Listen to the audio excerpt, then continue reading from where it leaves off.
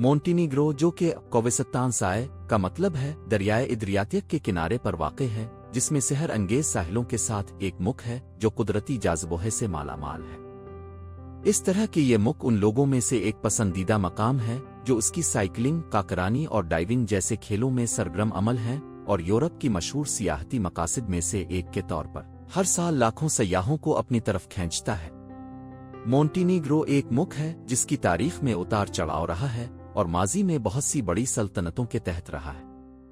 یہ ملک جو سوویت دور میں یوگوسلاویا کا حصہ تھا، یوگوسلاویا کی تقسیم کے بعد 2003 میں سربستان کے ساتھ مل کر نئی ریاست سربستان اور مونٹینیگرو کی تشکیل کی، لیکن صرف 3 سال بعد اس واقعے کے 2006 میں ریفرینڈم کے ذریعے سربستان سے الگ ہو گیا اور خود مختاری حاصل کی۔ اس ملک میں بہت سے تاریخی عمارتیں موجود ہیں اور کئی اہم آثار جیسے نیشنل پارک دورمیٹور اور تاریخی شہر کٹور یونسکو کی عالمی ورثہ میں درج ہے۔ مونٹینیگرو کا سفر کرنے کا بہترین وقت بہار اور گرما ہے۔ اس مدت میں اس ملک کے شہروں کی زیارت کے لیے حالات بہت موزوں ہوتے ہیں اور آپ بحیرہ ادریاتیک کی صاف اور چمکدار ساحلوں سے لطف اندوز ہو سکتے ہیں۔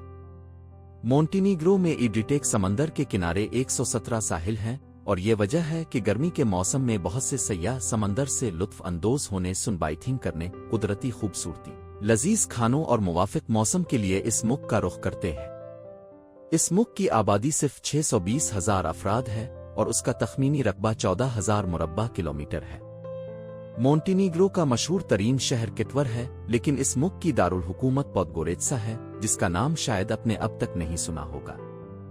تقریباً 1/3 ملک کی آبادی اس شہر میں رہتی ہے اور مونٹینیگرو کے تمام تعلیمی، ثقافتی، اقتصادی اور انتظامی مراکز اسی شہر میں واقع ہیں۔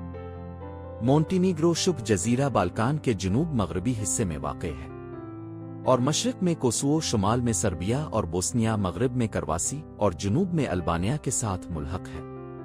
یہ ملک نئے قائم ہونے کی وجہ سے سرمایہ کاروں اور کارفرینوں کے لیے مناسب حالات اور مواقع فراہم کرتا ہے۔ اس کے علاوہ یہ ذکر کرنا ضروری ہے کہ پیش گوئی کی جاتی ہے کہ 2025 کے آخر تک یہ یورپی یونین کا رکن بن سکتا ہے۔ یہ واقعہ اس ملک کی صلاحیتوں پر بہت زیادہ اثر انداز ہو سکتا ہے۔ اس ملک کی کرنسی یورو ہے اور تمام اقتصادی سرگرمیاں اس کرنسی سے کی جاتی ہیں۔ چونکہ اس ملک میں تناؤ پیدا کرنے والے عناصر موجود نہیں ہیں، تمام انسان عالمی تناؤ کی مسائل سے دور امن میں زندگی کرتے ہیں۔ اس ملک میں ٹیکس کی شرح 9% ہے اور لوگ بہت مطمئن ہیں۔ گھر کار دیگر چیزوں کی خریداری کے دوران مختلف ناموں والی چیزوں پر بہت زیادہ ٹیکس ادا نہیں کرنا پڑتا ہے۔ موجودہ رفاه کی وجہ سے جرائم کی شرح بہت کم ہے، یعنی آدھی رات کو اب بغیر کسی تکلیف کے شہر میں گھوم سکتے ہیں۔ دوسری طرف اس ملک میں لوگ جلدی نہیں کرتے اور جیسا کہ اب گمان کر سکتے ہیں، ٹریفک کی کوئی خبر نہیں ہے۔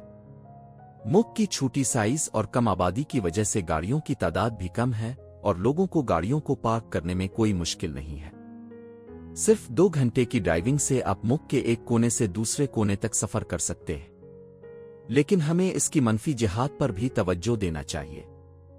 اس ملک کی کم آبادی کی وجہ سے اگر آپ کوئی کاروبار شروع کریں تو آپ کے گاہک محدود ہوں گے اور یہ عنصر آپ کی کمائی کے راستے میں ایک رکاوٹ بن سکتا ہے۔ اس ملک کی رسمی زبان مونٹینیگرین ہے، لیکن لوگ سربیائی، بوسنیائی، البانیائی اور کرواتی زبانوں میں بھی بات کرتے ہیں۔ البانیائی زبان کے سوا دیگر زبانیں ایک دوسری سے بہت قریب ہیں۔ اس ملک میں لوگ انگریزی زبان سے کم واقف ہیں اور یہ مونٹینیگرو کی کمزوریوں میں سے ایک ہو سکتی ہے۔ ایمان کے حوالے سے مذہب مونٹینیگرو کے لوگوں کی زندگی میں اہم کردار ادا کرتا ہے۔ جب آپ سڑکوں اور گلیوں میں چلتے ہیں تو بار بار کلیساؤں کا سامنا کرتے ہیں۔ یہ ملک عمدہ طور پر آرتھوڈوکس عیسائی ہے، لیکن مسلمانوں اور کیتھولکوں کی برادریاں بھی موجود ہیں، جن میں مسلمان سب سے بڑی اقلیت گروہ تشکیل دیتے ہیں۔ اوسط عمر 30 سال ہونے کی وجہ سے مونٹینیگرو کو ایک جوان قوم کے طور پر بیان کیا جا سکتا ہے۔ مونٹینیگرو میں اوسط عمر 73 سال مردوں کے لیے اور 78 سال خواتین کے لیے ہے، جبکہ عالمی اوسط 68 سال ہے۔ بہت سے مونٹینیگرو کے شہری وسطی یورپ کے مختلف ممالک سے ہجرت کر کے آئے ہیں۔ مونٹینیگرو کے لوگ ہم جنس گرائی سے متعلق مسائل میں بہت محافظہ کار ہیں، اسی لیے ہم جنس گرا زائرین کو عوامی مقامات پر اپنی پیشکش میں احتیاط کرنی چاہیے اور اس ملک کی سے متعلق نگاہوں سے آگاہ ہونا چاہیے۔ اس کے علاوہ مونٹینیگرو کے لوگ زیادہ الکحل پینے کو منفی برتاؤ کے طور پر پسند نہیں کرتے۔ نتیجے میں ممالک جیسے لٹویا اور آئرلینڈ سے آنے والے زائرین مقامی نظریہ الکحل کے ساتھ مطابقت پانے میں چیلنجز کا سامنا کر سکتے ہیں۔ دلچسپ بات یہ ہے کہ الکحل کے بارے میں احتیاط کے باوجود مونٹینیگرو کے لوگ، جو اکثر خود کو مذہبی سمجھتے ہیں، سیاحت کے میدان میں خاص طور پر ساحلوں پر مختلف برتاؤ دکھاتے ہیں۔ اگر آپ مونٹینیگرو کے ساحلوں پر جائیں تو آپ دیکھیں گے کہ بہت سے لوگ بغیر کسی شرم کے دھوپ میں نہاتے ہیں۔ مونٹینیگرو میں لوگ آزادانہ طور پر عریان حالت میں چہل قدمی کرتے ہیں اور سمندر میں تیراکی کرتے ہیں۔ کھانے کی ثقافت کے اعتبار سے مونٹینیگرو کے لوگ مجار اور ترکی کھانوں کے تحت اثر میں آئے ہیں اور بورک اور باکلوا جیسے کھانوں سے لطف اندوز ہوتے ہیں اور اکثر زیتون کے تیل سے پکاتے ہیں، جو ایجین خطے میں پکاؤ کی طرز سے مشابہ ہے۔ اگر آپ مونٹینیگرو میں کوئی خصوصی خوراکیوں کی دکان میں داخل ہوں تو آپ کو مختلف اقسام کے پنیر مل سکتے ہیں، جن میں رنگ اور ذائقے مختلف ہوتے ہیں۔ یا پنیر کو صرف ایک لگژری کھانے کے طور پر نہیں دیکھا جاتا بلکہ روزمرہ کی بنیادی غذا کے طور پر استعمال کیا جاتا ہے۔ اب اس ملک کی معیشت پر بھی ایک نظر ڈالتے ہیں۔ یہ ملک جو بہت مشکل اور بہت دیر سے یوگوسلاویا سے الگ ہو سکا، معاشی اعتبار سے یہ ملک غیر ملکی ممالک پر منحصر ہے۔ تقریباً یہ کہا جا سکتا ہے کہ اس ملک میں کوئی پیداواری صنعت موجود نہیں ہے اور وہ اپنی ضروری اشیاء کو دوسرے ممالک سے درآمد کرتے ہیں۔ اسی وجہ سے غیر ملکی سرمایہ کاروں کی اس ملک کے لیے بہت اہمیت ہے۔ مونٹینیگرو کی معیشت زیادہ تر خدمات پر مبنی ہے اور اکثر کمپنیاں جو اس ملک میں رجسٹرڈ ہوتی ہیں وہ بھی خدمات کے میدان میں کام کرتی ہیں۔ یہ ملک بطور مجموعی وسیع سیاحتی مقامات کا حامل ہے اور سیاحت کے ذریعے مناسب آمدنی حاصل کرتا ہے۔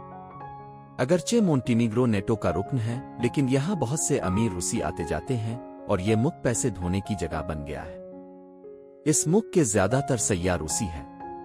مونٹینیگرو روسی پیسوں کی آمد سے بہت خوش ہے کیونکہ ان پیسوں کی آمد معیشت کو بہت مدد دیتی ہے۔ ان پیسوں کا ایک حصہ سیاحت کی صنعت میں سرمایہ کاری ہوتا ہے اور ایک حصہ کازینوز اور جواخانوں کی طرف جاتا ہے۔ اس کے علاوہ اس ملک کا زیادہ سے زیادہ 60% حصہ 1000 میٹر سے زیادہ کی بلندی پر ہے، جو ایک ساحلی ملک کے لیے بہت زیادہ ہے۔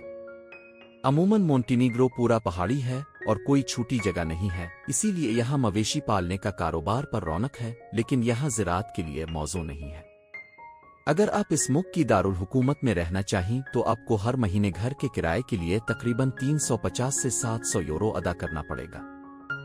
اسی طرح 1، 2 یا 3 افراد والے خاندان کے لیے کھانے، توانائی اور دیگر گھر کے اخراجات بھی تقریباً 400 یورو خرچ ہوتے ہیں۔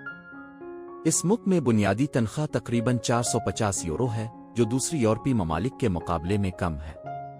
لیکن آپ کو یہ بھی نوٹ کرنا چاہیے کہ اس ملک میں آپ کے اخراجات بھی کم ہیں، یعنی مجموعی طور پر اگر 2 افراد مل کر کام کریں اور تقریباً 1500 یورو آمدنی حاصل کر سکیں تو ان کو آرام دہ زندگی ملے گی۔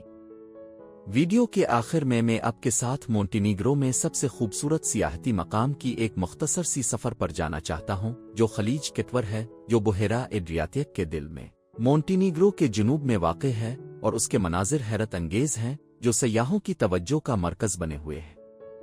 کٹور کی عمر 2000 سال ہے اور یہ مونٹینیگرو کا خوبصورت ترین علاقہ تصور کیا جاتا ہے۔ کٹور 4 مرکزی حصوں پر مشتمل ہے جو تنگ کنالوں کے ذریعے ایک دوسرے سے جڑے ہوئے ہیں۔ اس کی تنگ گلیاں اور اونچی دیواریں اس طرح تعمیر کی گئی ہیں کہ وہاں گم ہونے کا امکان ہے۔ کٹور مونٹینیگرو کا مہنگا ترین شہر بھی ہے اور یہاں ہر چیز بہت مہنگی ہے۔ خلیج کٹور جو ایک جھیل کی طرح ہے، گہرائی تقریباً 80 میٹر ہے، موسم گرما میں بہت ساری کروز جہازوں کی میزبانی کرتا ہے اور ان تمام سیاحوں کی موجودگی اس شہر کو خاص رونق دیتی ہے۔ مختصرا، اگر آپ ساحل اور سمندر سے محبت کرتے ہیں اور چاہیں کہ صدیوں پرانے تاریخی ماحول میں رہیں تو ضرور مونٹینیگرو کا سفر کریں۔ بہت بہت شکریہ کہ آپ میرے ساتھ آخر تک رہے۔ اگر اس ویڈیو کو پسند کریں تو میں مشکور ہوں اگر آپ لائک اور سبسکرائب کر کے ہماری حمایت کریں۔ خدا حافظ۔